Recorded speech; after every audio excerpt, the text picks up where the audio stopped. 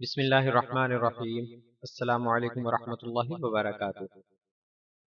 مسجد میں داخل ہونے کی دو دعائیں، مسنون دعائیں احادیث کے حوالوں کے ساتھ۔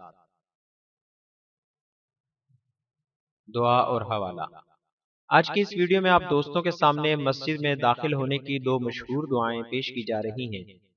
عام طور پر یہ دعائیں مسلمان بچوں کو بچپن میں ہی یاد کروائی جاتی ہیں، تاہم آج اس ویڈیو میں یہ بھی بیان کریں گے کہ یہ دعائیں کن احادیث میں بیان کی گئی ہیں۔ ویڈیو میں آگے بڑھنے سے پہلے نئے آنے والے دوستوں سے گزارش ہے کہ ہمارے چینل کو ضرور سبسکرائب کریں اور آنے والی ویڈیو سے باخبر رہنے کے لیے بیل آئیکن پریس کریں۔ شکریہ۔ مسجد میں داخل ہونے کی دعا۔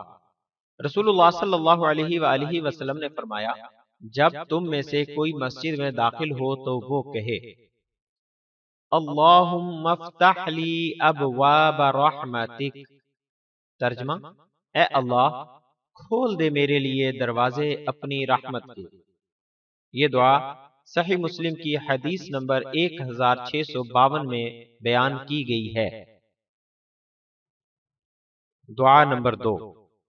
رسول اللہ صلی اللہ علیہ وآلہ وسلم کی صاحبزادی حضرت فاطمہ رضی اللہ عنہا کہتی ہیں کہ رسول اللہ صلی اللہ علیہ وآلہ وسلم جب مسجد میں داخل ہوتے تو یہ دعا پڑھتے، بسم اللہ والسلام علی رسول اللہ، اللہم اغفر لی ذنوبی وافتح لی ابواب رحمتک۔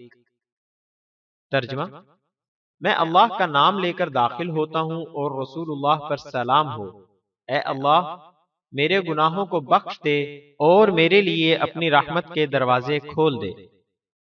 سنن ابن ماجہ حدیث نمبر 771۔